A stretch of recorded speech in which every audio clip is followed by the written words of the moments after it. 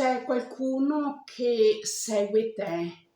Io non sono seguita, sono come una risposta di richieste che vengono fatte. Nel mio cuore resto male, vorrei che il tempo desse a me la possibilità di avere ciò che sono, cioè me stessa, come vorrei. Lui è impenetrabile. Dopo la cerniera non è più accessibile dentro ogni provocazione di chiunque.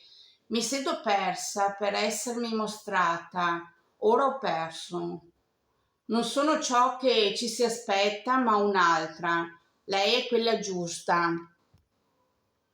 Io sono quella sbagliata sempre, ma non importa. Raccolgo un altro. Chi? Chi che sia il primo che capita. Avanti il prossimo.